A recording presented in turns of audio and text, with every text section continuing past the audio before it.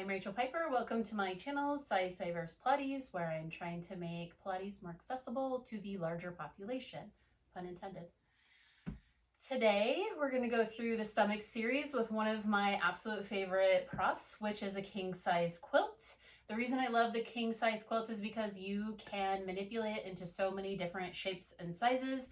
It makes most of the exercises very accessible to many different shapes and sizes.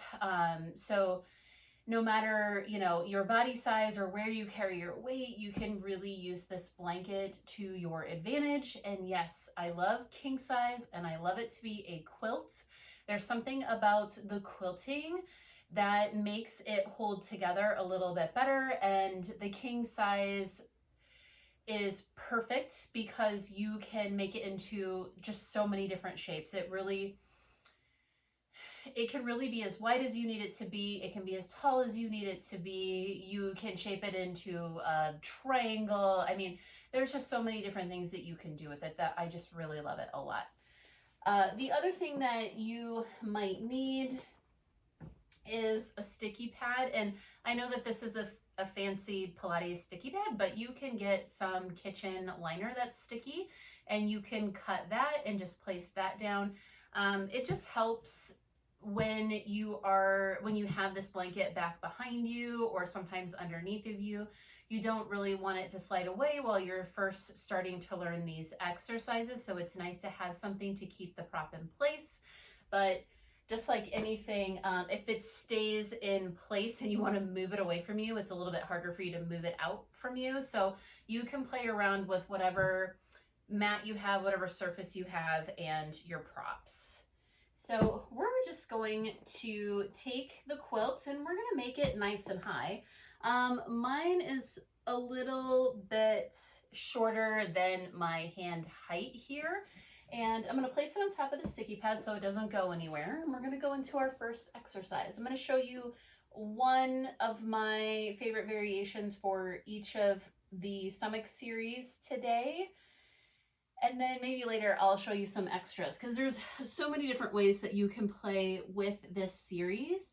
One, if it's too high to be back behind your shoulders, right away you can move yourself down and place your head on top of it, and that will give you some head and neck support.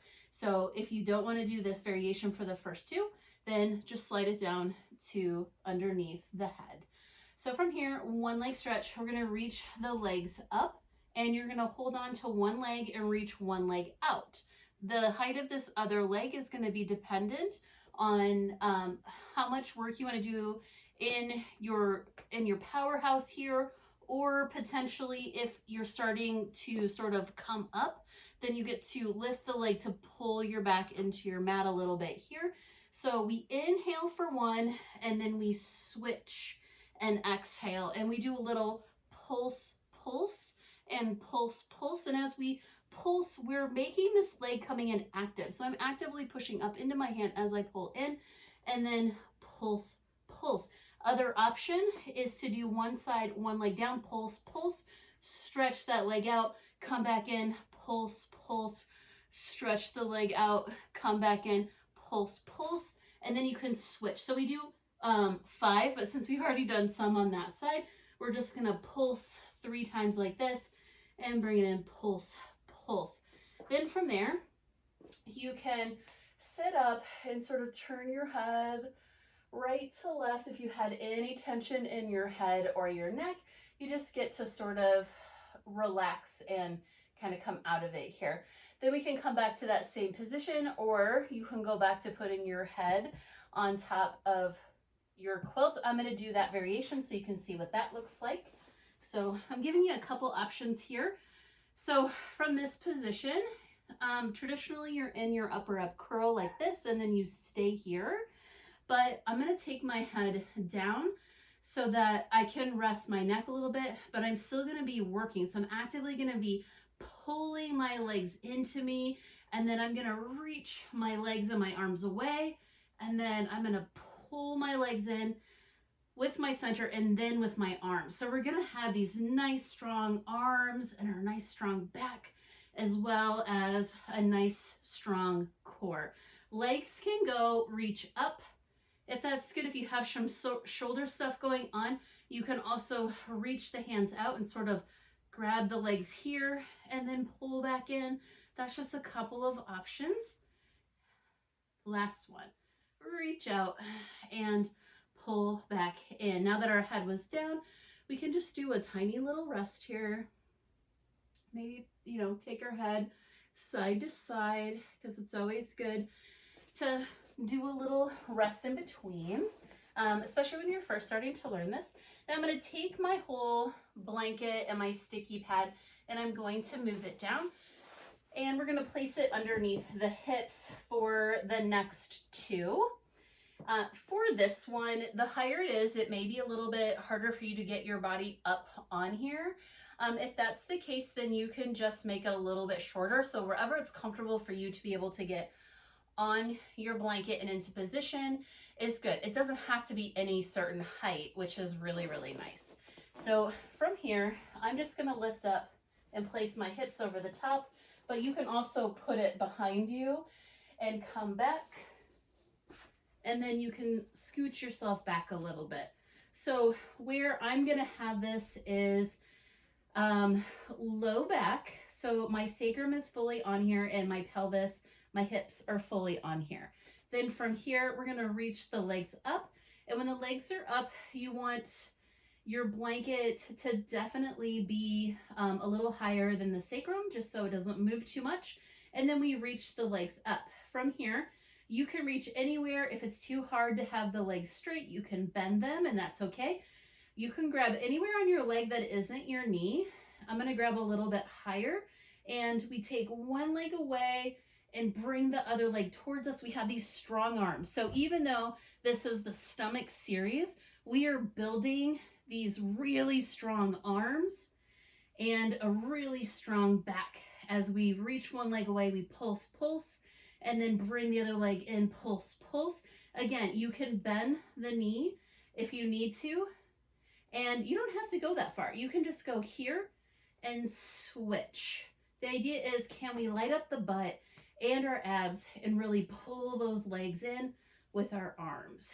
And if you can reach higher, you can reach higher. I just can't get that high for myself. And we only have to do 5 each leg. I just did a few extra. So from here, you can take your legs down and maybe rock back and forth depending on how that felt in your back. This is pretty supportive. So if you're feeling some strain in your low back, you can maybe put it a little bit higher up your back, or maybe make it a little bit taller if you can. And then you can always try that again tomorrow. So next exercise, so that was our single straight leg stretch. I may have forgotten to say that. Then we're going to go into our double straight leg stretch. So both legs go up towards the ceiling, and you're really pulling the legs into your midline. Now, I don't care if, if you have some thicker calves or some thicker thighs here, and your feet don't go together, that's okay. Whatever part of your body can touch, you're just going to wrap that part of your body together. So we're really trying to pull the legs in and turn on the back side here. And then from here, we're going to use this powerhouse here to do the work for us. Again, if that's too much, the legs can be bent at any angle. The idea is that you're taking them away and pulling your center back towards the mat as you reach away and pull back in. So it doesn't matter how straight your legs are. It really doesn't. You're really doing everything from here, and the legs are just some extra things that we can work on later. So really reach your hands down into your prop, then reach the legs away, and then exhale to pull them back. And you can pull them in as much as you want to. Top of head is pressed in. You have the idea, at least, that you are creating some space between your, in your neck here. So reach those legs away and then pull the legs back in. And you can go as far down as you can. Keep your pelvis in that same position and your ribs don't come up. So I can go pretty far here, but if you can only go a little bit and that's a ton of work, that's good. That's where I was when I first started too. And then again, if you need to bend the legs for this one, keep the pelvis where it is, reach the legs away, and then pull the whole set of legs back together, and then reach those legs away, and then pull the legs back into your center. And that's our double straight leg stretch. Now to get out, this is one of the ones where you either have to scooch awkwardly up, or you might have to press the feet in and do a little shoulder bridge. And that is where that pad that I talked about comes into play. Because if you were using a sticky pad, then the sticky pad might keep you from being able to get off of your blanket. So it's okay, it's awkward for everyone. So here, I'm going to wrap my blanket back up a little bit, and we're gonna go into our last one. We're already there, we're already at our last one. It's crisscross. So I'm gonna make it a little bit more of a cylinder shape, and we're gonna add a little bit of extension into this because I think extension is so good for us since we're usually sitting at a computer or looking at our phones. So for here, you're gonna come back to that very first position where you have this right behind the shoulder blade. So it props you up into an upper ab curl a little bit, and we're gonna play. So bring your prop right back behind the shoulder blades, and then place the hands back behind your head. If this is a little bit too much work, I don't have one with me, but you could get a band or a towel and you could put that back behind if you've got some shoulder stuff going on here. And then from here, we're just gonna do one leg at a time, but I'll show you the actual exercise here. So the actual exercise is bringing both legs up, and then as you take one leg away from you, you cross over, and you're trying to get your armpit up over. So it's not really how far the elbow goes. The elbows sort of stay in the same spot, but you're thinking armpit over.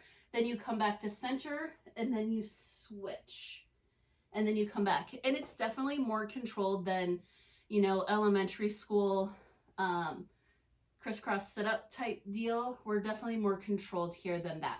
But we're gonna keep one leg down, and from here, we're gonna pick one leg up. We're gonna reach over, and then as we come back, we're gonna take the leg away, and we're gonna come back into extension. We're gonna come up center and then cross. This is one of my favorite ways. We get to lengthen the body all the way out. And then as we come in, we get to sort of exhale out all of our air. And then exhale and twist and come back. And I think we have one more. Thereabouts, 5 or so.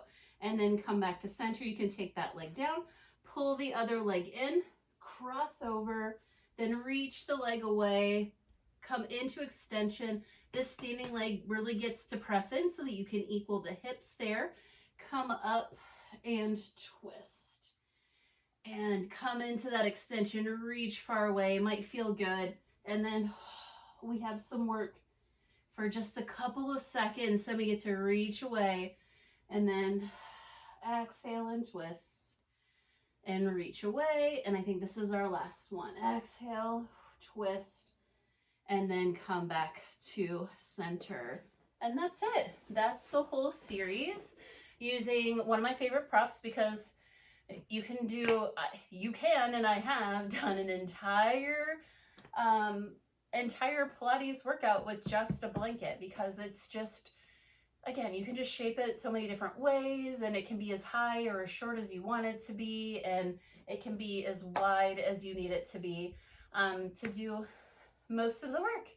So that's it today. That is our stomach series. That's something to play